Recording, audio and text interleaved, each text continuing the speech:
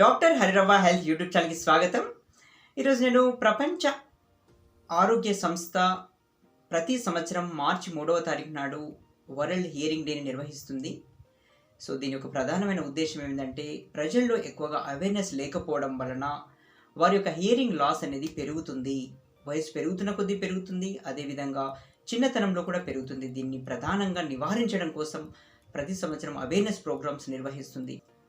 So ఇక్కడ ప్రధానంగా మనం తీసుకున్నట్లయితే ఈ యొక్క హియరింగ్ లాస్ ఎందుకు జరుగుతుందంటే ఒక 3 కారణాలు మీకు విశ్లేషిస్తున్నాను. ప్రధానంగా ఎక్కువగా పుట్టినప్పటి నుంచి కూడా హియరింగ్ లాస్ ఉన్నటువంటి పిల్లలు కూడా పుడతడం జరుగుతుంది. ఎందుకు ఇలా జరుగుతుందంటే జెనెటిక్ రీజన్స్ అని చెప్తారు. అయితే జెనెటిక్ రీజన్స్ ఎందుకు ఏర్పడతాయంటే తల్లిదండ్రులు ఎవరైతే భార్యాభర్తలు పిల్లలు కనాలనుకుంటున్నారో వారు ఆరోగ్యవంతులుగా ఉండాలి, మంచి ఆరోగ్యాన్ని కలిగి ఉండాలి. అదేవిధంగా ప్రెగ్నెంట్గా ఉన్నటువంటి మదర్ కూడా మంచి ఆరోగ్యాన్ని కలిగి ఉండాలి. వారు ఎక్కువగా సౌండ్స్కు గురి కాకుండా ఉండాల్సి ఉంటుంది. ఎందుకంటే గర్భం దాల్చిన తర్వాత వాళ్ళు ఎన్నో జాగ్రత్తలు తీసుకోవాలి. సాధారణంగా ఈ రోజుల్లో అయితే వాళ్ళు 8వ నెల వరకు కూడా వాళ్ళు జాబ్స్ చేయడం జరుగుతుంది. దానివల్ల ఎంతో ట్రాఫిక్లో తిరగడము, ఎంతో స్ట్రెస్కు గురి కావడం జరుగుతుంది. అదేవిధంగా కొంతమంది ఇన్ఫెక్షన్ బారిన పడి కొన్ని రకాల యాంటీబయాటిక్స్ వాడడం జరుగుతుంది, కొన్ని పెయిన్ కిల్లర్స్ వాడడం జరుగుతుంది. ఇవన్నీ రకాల సమస్యల వల్ల ఏమైందంటే బిడ్డ మీద ఎంతో ప్రభావాన్ని చూపుతుంది. ఈ విధంగా గర్భంలో ఉన్నప్పుడే శిశువు యొక్క చెవి అనేది డెవలప్ అవుతుంది, దానిలో ఉన్నటువంటి ఇంటర్నల్ ఆర్గాన్ డెవలప్ అవుతుంది. కాబట్టి మనం ఎన్నో జాగ్రత్తలు తీసుకోవాల్సిన అవసరం ఉంటుంది.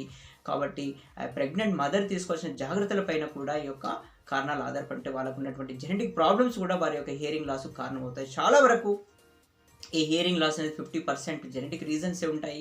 ఆ తర్వాత గర్భం నుంచి డెలివరీ అయ్యేటప్పుడు కూడా కొన్ని కారణాలు కూడా వారికి హియరింగ్ లాస్ కారణాలు కావచ్చు.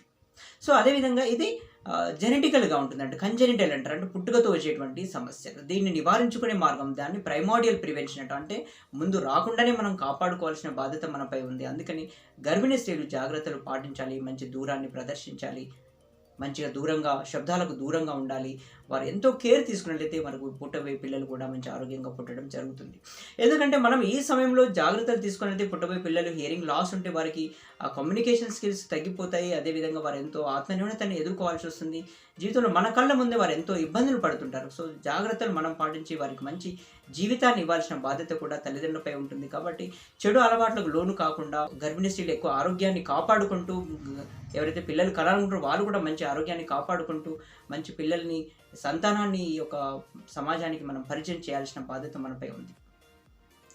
అదేవిధంగా ఇక పిల్లలు పుట్టిన తర్వాత ఇన్ఫెక్షన్స్ అంటే దీన్ని అక్వైర్డ్ హియరింగ్ లాస్ అంటాం. అంటే కొన్ని కారణాలు మనమే తెచ్చుకుంటాం. కొన్ని ఇన్ఫెక్షన్స్ రావడం వల్ల చాలా వరకు పిల్లలకు జలుబు అవుతుంది. వారికి ఎక్కువ స్వీట్స్ ఇవ్వడము, చల్లని పదార్థాలు ఇవ్వడము, కొన్ని కెమికల్స్ ఉన్నటువంటి ఆహార పదార్థాలు ఇవ్వడం వల్ల వారికి త్వరగా జలుబుకు గురవుతారు. దానివల్ల అది ఎక్కువ హైజీన్ మెయింటైన్ చేయడం వల్ల అది ఎయిర్ కూడా ఇన్ఫెక్షన్ సోకుతుంది. అది నెమ్మదిగా బ్రెయిన్కి వెళ్తుంది. కొంతమందికి అయితే బ్రెయిన్ ద్వారా కూడా హియరింగ్ లాస్ అయ్యే అవకాశాలు పెరుగుతాయి. తద్వారా ఈ యొక్క హియరింగ్ లాస్ అనేది ఇన్ఫెక్షన్ కారణం అవుతుంది. వారి చెవులలో పుల్లలు పెట్టుకోవడము, కొన్ని రకాల పెన్సిల్స్ పెట్టుకోవడం, ఇలా రకరకాల పదార్థాలు వాళ్ళ చెవులు పెట్టుకుంటారు. ఇవన్నీ జాగ్రత్తలు గమనిస్తున్నారు తల్లిదండ్రులు. వారిని గమనిస్తూ వారికి ఇన్ఫెక్షన్స్ రాకుండా కాపాడుకోవాలి. అయితే ఎప్పుడైతే ఇన్ఫెక్షన్స్ వస్తున్నాయో వెంటనే మనం గమనించాలి, చిన్నతనంలోనే గమనించాలి. వాళ్ళ శబ్దాలకు ఎలా రెస్పాండ్ అవుతున్నారు, వాళ్ళు పిలిస్తే పలుకుతున్నారా, ఏదైనా శబ్దం చేసినప్పుడు వాళ్ళు వెంటనే మన వైపు చూస్తున్నారా లేదా, ఇవన్నీ చిన్నప్పుడు పుట్టినప్పటి నుంచి అబ్జర్వ్ చేస్తుండాలి. సో ఇలాగే ఉంటుందిలే అని మనం అశ్రద్ధ చేయకూడదు. వెంటనే మనం ఒక ఈఎన్టీ డాక్టర్ దగ్గర మనకు స్పీచ్ థెరపిస్ట్ ఉంటారు, అదేవిధంగా ఆడియాలజిస్ట్, వీరిద్దరు ఒకే రకమైనటువంటి డిగ్రీ చదివి ఉంటారు. అందులో ఒక్కొక్కరు ఒక్కొక్క సబ్జెక్టులో నిష్ణాతులై ఉంటారు. ఈఎన్టీ డాక్టర్ని మీరు సంప్రదించడం అలవాటు చేసుకోండి. చిన్న కారణానికి అలవాటు చేసుకోవడం ప్రారంభించాలి. ఎందుకంటే దీనివల్ల అది పెద్దగైన తర్వాత ఎంత పెద్ద సమస్యగా అవుతుందో, చాలా వరకు పెద్ద సమస్య అయినాక మీరు డాక్టర్ని సంప్రదించడం చిన్నప్పటి నుంచి అశ్రద్ధ చేస్తారు. సో అలా అశ్రద్ధ చేయకుండా మీరు డాక్టర్ని సంప్రదించినట్లయితే అక్కడ ఏంటి డాక్టర్ మిమ్మల్ని చూస్తారు, అతను పరీక్షలు చేస్తాడు, ఏమైనా సమస్య ఉందో చెప్పి దానికి నివారణ చర్యలు కానీ లేకుంటే ట్రీట్మెంట్ కానీ చికిత్స చేయడం జరుగుతుంది. అదేవిధంగా మాటలు రానట్లయితే కానీ, అదేవిధంగా చెవులు వినపడకుంటే ఎంత శాతము డిఫెక్ట్ ఉందని తెలుసుకోవడానికి అక్కడ ఆడియాలజిస్టులు ఉంటారు. వారిని కూడా సంప్రదించి వారి ద్వారా మనం సరైన సమాచారాన్ని తెలుసుకొని ఆ పిల్లలకు మంచి చెవులు వినపడేటట్టుగా మనం తయారు చేసుకోవచ్చు. సో ఈ విధంగా అక్వైర్డ్లో ఇంకొక భాగం ఏముంటుందంటే, మూడో విషయం చెప్తున్నాను ఇక్కడ, నాయిస్ ఇండ్యూస్డ్ హియరింగ్ లాస్ అంటాం. అంటే ఎక్కువ శబ్దాలు వినడం ద్వారా. ఇక్కడ ఇన్ఫెక్షన్ చెప్పాను. ఇక మూడో కారణం వచ్చేసి శబ్దం. అంటే ఇది మన చేతిలోనే ఉంది. సో ఇక్కడ ఏంటంటే చాలా వరకు ఈ రోజులలో ఎవరైనా కానీ స్మార్ట్ ఫోన్స్లో ఉన్నటువంటి మ్యూజిక్ వినడానికి కానీ ఇయర్ ఫోన్స్ పెట్టుకోవడం, హెడ్ ఫోన్స్ పెట్టుకోవడం, అలా కంప్యూటర్ల ముందు పనిచేయడం జరుగుతుంది. దీనివల్ల ఏంటంటే శబ్దం ఎక్కువగా ఇయర్ డ్రమ్ని డ్యామేజ్ చేయడం జరుగుతుంది. తద్వారా ఇన్ఫెక్షన్స్ పెరగవచ్చు. అదేవిధంగా వైబ్రేషన్స్ అనేవి లోపలికి వెళ్ళి అక్కడ ఉన్నటువంటి లోపల కాక్లియా అని ఉంటుంది. ఆ కాక్లియాలో ఉన్నటువంటి కొన్ని హెయిర్ సెల్స్‌ని అవి డ్యామేజ్ చేయడం జరుగుతుంది. తద్వారా హియరింగ్ లాస్ అనేది ఏర్పడుతుంది. సాధారణంగా ఇప్పుడు ఎక్కువగా ఈ యొక్క హై టెక్నాలజీ వల్ల, ఈ యొక్క మ్యూజిక్ సౌండ్స్ వల్ల, ఈ యొక్క నాయిస్ ఇండ్యూస్డ్ హియరింగ్ లాస్ అనేది చిన్న పిల్లల్లో గానీ, అడోలసెన్స్‌లో గానీ, కొంచెం యుక్త వయస్సులో ఉన్న వారిలో పెరగడం జరుగుతుంది. సో ఈ యొక్క ప్రధానమైన కారణాన్ని దృష్టిలో ఉంచుకొని చూడండి, ఇక్కడ శబ్దం యొక్క తీవ్రత అనేది మనకు ఎక్కువగా డ్యామేజ్ చేయడం జరుగుతుంది. సో కాబట్టి ఎంత శబ్దం ఉంటే మనము నార్మల్‌గా మనము రిసీవ్ చేసుకోగలుగుతాం. చూడండి, గుసగుస పెట్టుకున్నట్లయితే దాన్ని 40 డెసిబెల్స్ అంట. అంటే ఒక శబ్దం యొక్క తీవ్రతని కొలిచేటువంటి యూనిట్ అంటాము డెసిబెల్స్ అంటే. సో కాబట్టి ఒక 40 డెసిబెల్స్ ఉంటే మనం గుసగుస పెట్టుకుంటాం. చూడండి, ఇద్దరు లవర్స్ మాట్లాడుకుంటుంటారు. మాట్లాడుకుంటే వాళ్ళు మాట్లాడేది మనకు వినబడదు, వారికే వినబడుతుంది.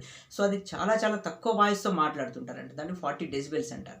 సో అదే నార్మల్ కన్వర్జేషన్ మనం మాట్లాడుతుంటే, ఇద్దరు మనుషులు మాట్లాడుకుంటూ కొంత దూరంలో ఉండి మాట్లాడుకుంటూ వినబడేదని 60 డెసిబెల్స్‌లో వినబడుతుంది.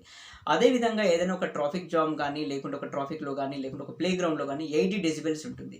సో ఎవరైతే గుసగుసలు పెడితే కూడా వినబడదో అది మైల్డ్ హియరింగ్ లాస్ అంటారు. ఎవరైతే నార్మల్ కన్వర్జేషన్ కూడా వినబడలేదో వారిని మోడరేట్ హియరింగ్ లాస్ అంటాము. ఎవరైతే ఈ ప్లే గ్రౌండ్‌లో గానీ, ఒక ట్రాఫిక్‌లో గానీ శబ్దం నాకు వినబడతలేదు అంటుండంటే అది సివియర్ హియరింగ్ లాస్ అంటాం.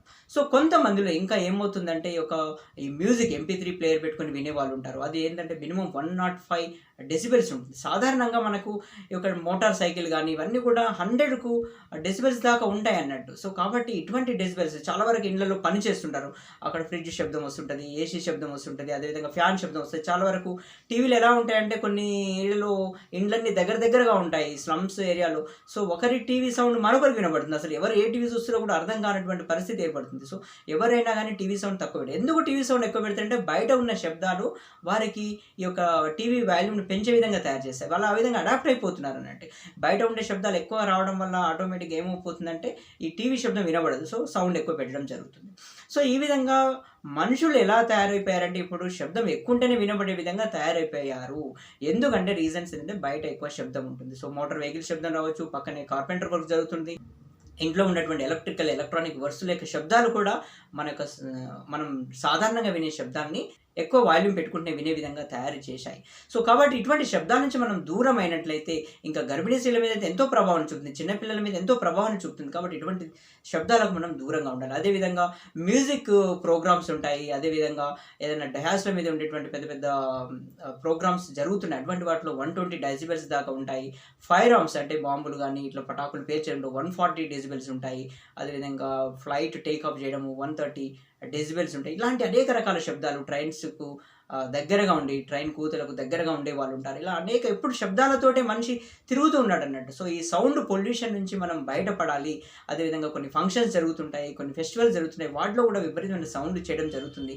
సో ఈ సౌండ్స్ అనేవి నార్మల్ సౌండ్ కంటే ఎక్కువగా ఉండడం వల్ల శబ్దం అనేది చెవుని డ్యామేజ్ చేయడం జరుగుతుంది. లోపల ఉన్నటువంటి ఇయర్ డ్రమ్, తద్వారా లోపల ఉన్నటువంటి ఇంటర్నల్ ఇయర్ కూడా డ్యామేజ్ అయ్యి శబ్దాన్ని వినే శక్తి మనం కోల్పోతున్నాము.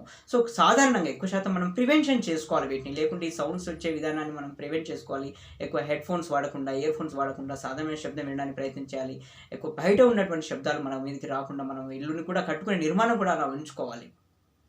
సో కొంతవరకు ఈ ట్రాఫిక్లకు, రోడ్లకు దూరంగా ఉండడానికి మనము ఏర్పాట్లు చేసుకోవాలి. అందరూ రోడ్ల మీదనే ఉండడానికి, సిటీలోనే ఉండడానికి మనం ప్రయత్నం చేయడం వల్ల తర్వాత అనేక రకాల సమస్యలు ఏర్పడతాయి. సో ఈ విధంగా హియరింగ్ లాస్ని నివారించుకోవడానికి మనకు 3 రకాల మార్గాలు. ఒకటి కంజెనిటల్ అని చెప్పాను, రెండవది ఇన్ఫెక్షన్స్, మూడవది నాయిస్ ఇండ్యూస్. ఈ విధంగా మన యొక్క ఆరోగ్యాన్ని కాపాడుకొని, అదేవిధంగా జీవనశైలిలో మార్పులను తీసుకొచ్చుకొని, అదేవిధంగా ఆహారంలో మార్పులు తీసుకొచ్చుకొని మనం ఆరోగ్యంగా ఉంటే మనకు పుట్టబోయే పిల్లలైనా కానీ, మనం పుట్టిన పిల్లల్ని కూడా మనం పెంచే విధానంలో వారికి చెవుల యొక్క సమస్యలు రాకుండా మనం కాపాడుకోవచ్చు. సో ఈ విధంగా ఒక శబ్దం యొక్క తీవ్రతను కూడా మనం తెలుసుకొని వాటికి దూరంగా ఉండే విధంగా మనకు చెవులలో ఒక్కోసారి ఇయర్ ప్లగ్స్ అని ఉంటాయి, అవి పెట్టుకోవడం కానీ, ఇయర్ మఫ్స్ అని ఉంటాయి, ఇవన్నీ పెట్టుకుంటూ మనం జాగ్రత్తలు పాటిస్తుండాలి. అదేవిధంగా శబ్దాలకు దూరంగా ఉంటూ మన యొక్క చెవులను రక్షించుకోవాల్సిన బాధ్యత ఉంది. ఇయర్ కేర్ కూడా ఎంతో ముఖ్యమైన అంశం. ఒక్కోసారి చిన్నపిల్లల్లో మనకు చెవులు వినపడకుంటే వాళ్ళకు మాటలు రాని పరిస్థితి కూడా ఏర్పడుతుంది.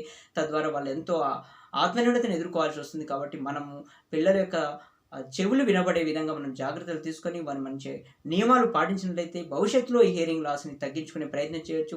ఎటువంటి పరిస్థితులైనా చిన్న సమస్య అనిపించిన వెంటనే మీరు ENT డాక్టర్ని కలవండి. అక్కడ ఉన్నటువంటి ఆడియాలజిస్ట్ తోటి మీకు పరీక్షలు చేయించి సమస్యలు ఎలా ఉన్నాయి, ఎంత స్థాయిలో ఉందని తెలియజేసే అధునాతనమైన టెస్టులు కూడా అందుబాటులో ఉన్నవి. తద్వారా ఈ యొక్క హియరింగ్ లాస్ నుంచి మనం బయటపడడానికి మార్గాలు ఏర్పడతాయి. సో తప్పనిసరిగా మీరు డాక్టర్ని సంప్రదించడం అలవాటు చేసుకోండి. చిన్న చిన్న పరీక్షలకు మనం వెళ్ళాల్సిన అవసరం లేదు. చిన్న చిన్న సమస్యలు కానీ అనుకోవద్దు. అది ఏ సమస్యకు దారితీస్తుందో మనకు తెలియదు. కాబట్టి జాగ్రత్తలు పాటిస్తూ హియరింగ్ లాస్ని తగ్గించుకునే ప్రయత్నం చేయాల్సిందిగా కోరుతున్నాను. అదేవిధంగా వయసు పెరుగుతున్న కొద్ది ముసలితనం వచ్చేసరికి న్యాచురల్‌గానే హియరింగ్ లాస్ వచ్చేస్తుంది. చెవుడు వచ్చేస్తుంది. ఎందుకంటే ఈ చిన్నప్పటి నుంచి మనం వింటున్నటువంటి ఈ శబ్దాలనేవి దాని యొక్క లైఫ్ స్పాన్‌ని తగ్గిస్తుందని అనుకోవచ్చు ఉదాహరణకు. సో కొంతవరకు ఎంత శాతం అయితే ఒక 25-40% 65 ఇయర్స్ రాగానే హియరింగ్ లాస్ ఏర్పడుతుంది. కొంతమందిలో 50% హియరింగ్ లాస్ 75 ఇయర్స్ రాగానే ఏర్పడుతుంది. అదేవిధంగా 80% hearing loss more than 80 years రాగానే ఏర్పడుతుంది.